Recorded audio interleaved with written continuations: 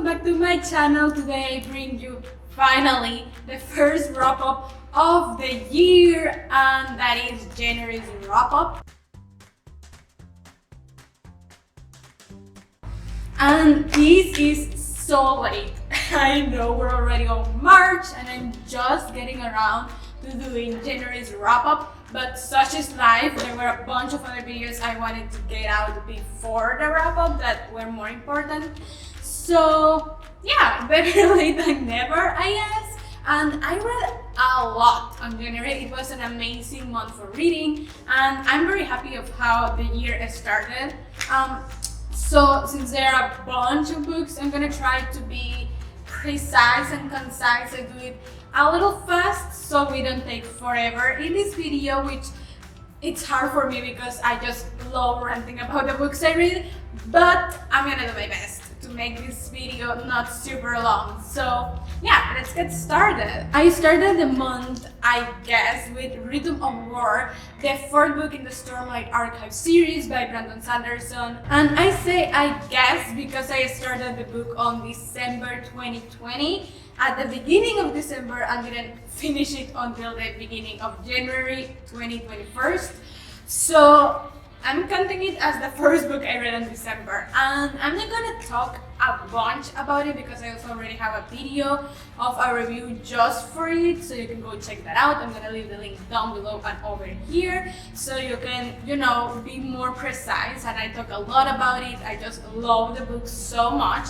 And if you don't know what the Stormlight Archive is, I'm gonna do my best to kinda summarize it. It's always really hard because it's such a huge universe, but you are in this world, Russia, and you are following these three people that are like very central to the story. You have Kaladin, who is a slave in the army.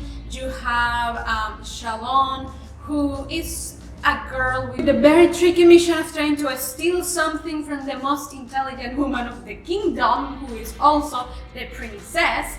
And then you have Dalinar, who is a general and the brother of the late king, who died about 7 years prior to the beginning of the series. And all of those three stories are pretty separate, but at the end of the day, they do end up intertwining, and it's very interesting. And you have this huge world, and you have the war going on from one side, and then Shalon, it's very like scholarly, and she's discovering all legends and mythos that may be more relevant than she realizes it. And then you have Kaladin, that it's going through a lot of things, and it's just a very, very huge scale world and a story, and it has a lot of action, and it's super emotional as well, and it's just so interesting and great.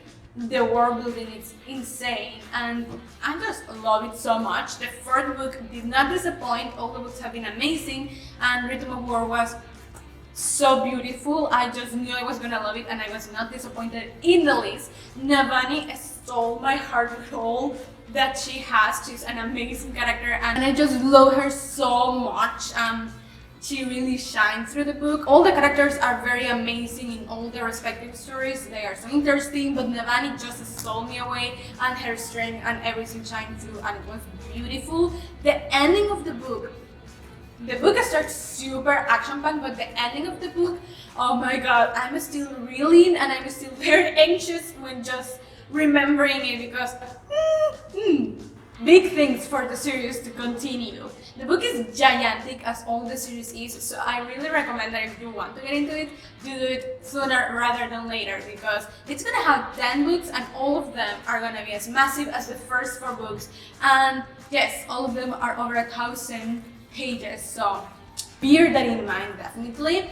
I do think that the book needs trigger warnings because it is very heavy. As I say, the series is heavy already, but this book particularly is pretty heavy. It deals with depression, grief, PTSD, suicidal thoughts and tendencies, with dissociative identity disorder. I always forget that, sorry. And also with self-worth issues. So a bunch of things are going on here, and it's very gloomy and heavy, but also it has enough fun parts that, make it bearable. But if you're getting into the book, definitely bear that in mind, because your mental health is more important than reading a book. I gave it 5 stars as to the surprise of nobody because I loved it. Then, continuing the month, I read She's Missing by Ki E. Hitan, and this is a psychological thriller, I guess. The author was super nice. He asked me to review the book, and it was so nice, and it was such a great experience. Except I didn't like the book. Yeah, as I said, it's a psychological thriller, and it's supposedly exploring the dynamic between 2 sisters and the rivalry between the 2 sisters, and then one of them goes missing, and there goes the thriller part that you don't know what happens. But the book was very poorly executed, if you ask me. The idea is pretty interesting, but it's written very weirdly, in a sense that reminded me a lot of Jane Austen's writing style, and that's super timely, I guess. That's not wrong or anything, but it just felt very weird to find it in a contemporary book. And it also has that thing that every character that appears in the book narrates at least a paragraph in the story, so you have absolutely no sense of mystery. You always know what every character is thinking, what they are doing, what they were, where they were, or what's going on. There is absolutely no mystery because you know everything that is going on, because every character has to have a narration at some point, and that absolutely debunks the whole thriller side of things, because we are literally told what's gonna happen before it happens. So all the time that they were like, oh my god, where is she? What happened? Is she there? Or whatever. I was like, well, you see, because we already knew. And then you have the whole psychological part of things, which would have been very interesting to see the rivalry between siblings and all of that, if every character in the book wasn't a horrible, horrible person. And I don't say this like they did some awful things, but they also have like a lot of motivations, or just conflicting things, or were just more explored, or just gray, which is like normal people that are usually gray. No, they were all just pretty awful people, like doing awful stuff because there is not really a reason, and there is not really a nice character. I guess Susie, one of the sisters, was kind of okay, but even she's not like super nice or anything. I couldn't connect with any of the characters because of this, because every character was just awful, and they were just black. There was no grayness in them, and that is not exactly interesting as a psychological kind of thing to explore. So yeah, that was not fun at all either, and that was just most of the book. And then you have the use of way too many ellipses, and ellipses are great, but not that many ellipses in the writing. It just felt very awkward and difficult to get through, and annoying to read, just to read it. So I gave the book 1 star. I did not enjoy it at all, and yeah. After that, I read another book that I was requested to review, and I actually read this before the publication date, but it's March, so it's already published. It came out on March 1st, and that is Princess of Thorns by Saga Hilbom. And this is such a nice historical fiction. I like historical fiction, but I just don't usually read it because reasons, but this was so nice. Oh my god, I had so much fun reading it, and it was such a great experience. And this happens during the end of the reign of King Edward IV, in the late 1400s, early 1500s, before the Tudor took to the kingdom, to the Vikings and whatever. And it's just really nice. It follows Cecily, who is the second daughter of King Edward IV, and her life with the death of her father and what is going to happen to the throne, because she has 2 very young siblings that are too young to really become king, and she has an uncle, and it's just a lot of Patty's vying for power and scheming to get the power and everything. And she's just this girl that now has her whole world upturned, and it was so nice. I loved seeing everything so realistically, I guess. It is historical fiction, and for what little Wikipedia snooping I did, it is actually pretty historically accurate, and also by critiques that I have read, it's pretty historically accurate. So that was very nice because I learned a bunch of, you know, British history through the book, and it was also super interesting just to see all the scheming and backstabbing and plotting that went on to get the people that they wanted on the throne, because, you know, power and their lines of succession and names and whatever else. It's always entertaining to see people scheming like that. I don't know why. It actually reminded me quite a bit about Game of Thrones, without, you know, the whole dragon side, fantastical side of things, but all the scheming, it reminded me a lot of Game of Thrones. So, you know, if you really like that side of Game of Thrones, I think you will love Princess of Thorns, because it's so nice like that. And Cecily was the perfect main character. She was a princess, and I love that Hillbone did not erase that part of her. She was spoiled, she was a little bratty, she was you know, all the things that you could associate with a typical princess, but she was also very passionate, courageous, and spirited, and I love that. I love the contrast of things, and I love, you know, realizing, yeah, she is a princess, she has to live in the lap of luxury all her life. So, you know, just the nice little things are what really make it. I gave it 5 stars. I loved it, honestly, and I kind of wish there was another book, but also, I'm very happy with what I got. Then I read a book that I have been waiting for almost a year, and that is Light of the Jedi by Charles Soule, which is the first book in the High Republic collection, I guess, that Star Wars is launching this year, and it was so amazing, so fun. It's set way before anything happens that we saw in the movies, in the prequels or anything, and it's in a time of peace for the Republic, and everything's kind of idyllic. It's this perfect time of peace and progress and, you know, great works, and something very terrible happens, a great disaster that was not supposed to happen because nobody could really figure out why it happened. Actually, it's destroyed in hyperspace, which is supposed to be super safe, and it brings huge repercussions because literally nobody knows why it happened. And it's such a momentous time in history, and it's super action-packed and emotionally packed, and I loved it. The book starts right from the bat with a lot of action, and I was downright sobbing by the end of part 1, and by the end of the book I was in hysterics because, oh my god, the anxiousness of what is to come in the collection.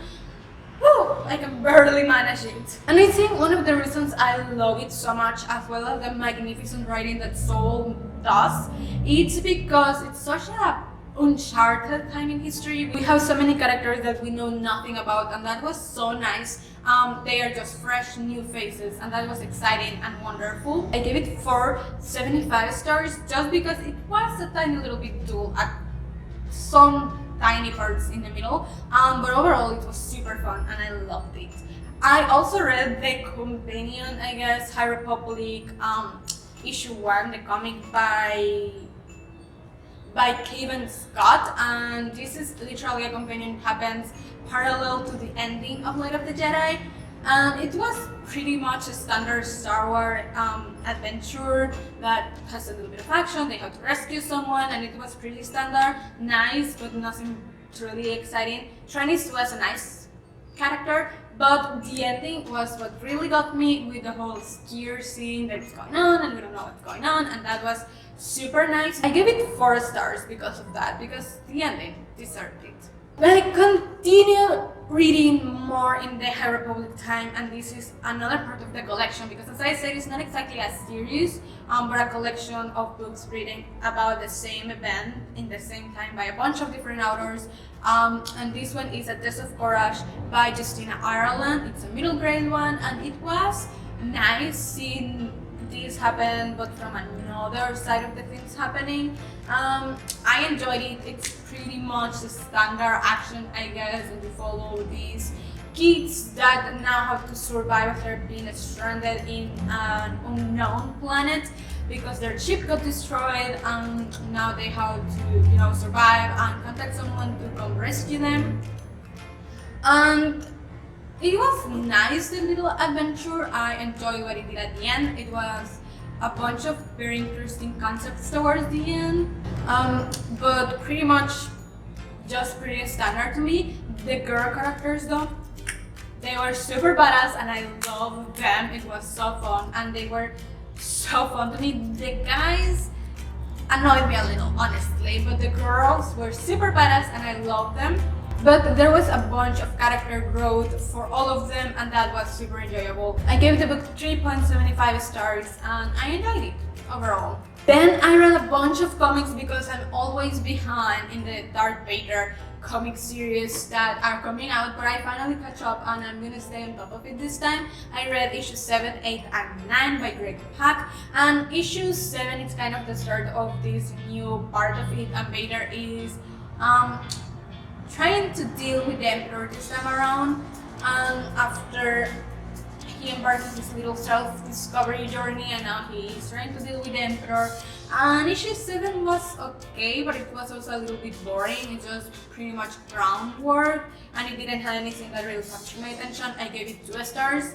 Then we have issue 8 and that was a lot more fun. It had more psychological things, which I love. I just love how we are exploring more of Vader's reasoning and thought process and everything that we didn't get to see in the movies, which was really fun. I gave it 3.5 stars because it was a lot more fun. And then you have issue 9, which is again fun and it's just Vader in action. I love Vader in action. He's such a badass and so powerful, and it's so nice to actually see him use all of that. And we are finally going to Exegol and that seems very exciting and I can wait to see what comes in the next issues. I gave it 3.5 stars as well, and overall the 3 issues were not bad and enjoyable, so I like that.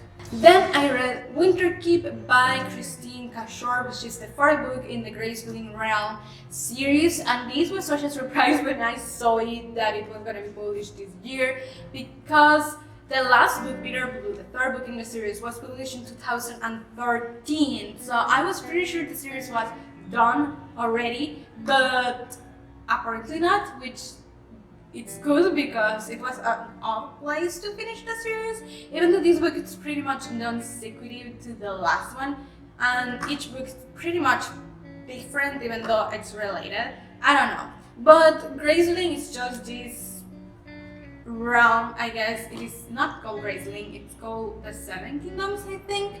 And they have like continents, and each continent has their own type of magic, and the Kingdom continent, I guess, have Grayslings, who are people that have one eye of each color and have gifts or graces, which can be pretty much anything from survival to giving dreams. So it's pretty random, and yeah, they just have different colored eyes. And then you have the Dells, which are another part of this kingdom, and they have people that or animals that they call monsters, and they have pretty vivid kind of colors or hair, and they can get in the minds of people and make them do what they want or something like that. And then you have the other continent, where you have people that bond with foxes, with blue foxes, and you have silver cows who can talk in the minds of people. So each place has their own kind of magic, and it's not really explained why. But yeah, and each book has their own kind of thing going on with all of these, and they are fun.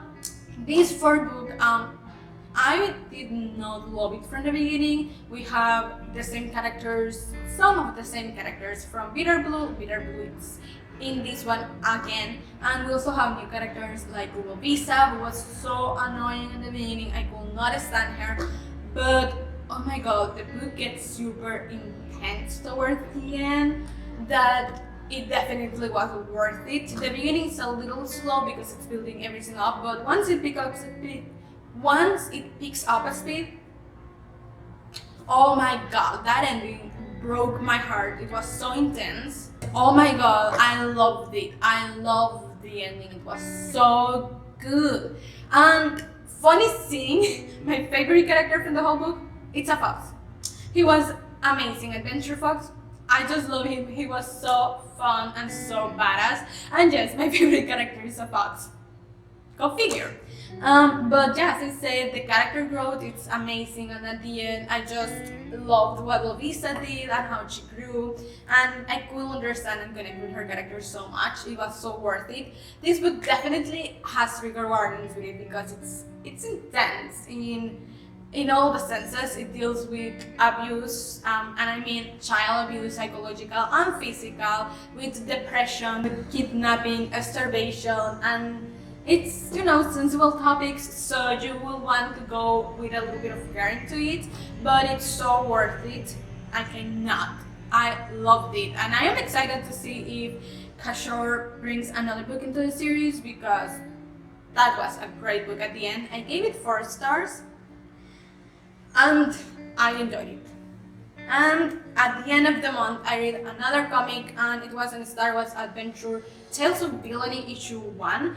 I did not like it, mostly because I did not understand it. It was a bunch of like short stories combined together because reasons. I cannot figure out why they work together. They span through the whole timeline, so it's prequels, it's sequels, it's originals, and I don't know what the heck is going on. And yeah, they were super random. I did not understand them, I did not enjoy them. They were super short and super random. So like, what was going on in that little issue?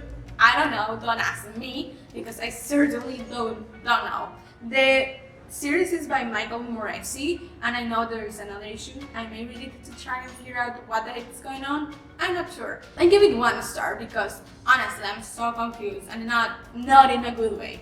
And that is all I read on January. As I said, it was a bunch, it was 11 books, but I'm so happy with all of it. I enjoyed it so much. There were some great books, there were some terrible books, and I think it all levels up and equals, and it's just nice. Tell me down below if you have read any of these books and what you thought about them, and how many books did you read at the beginning of the year.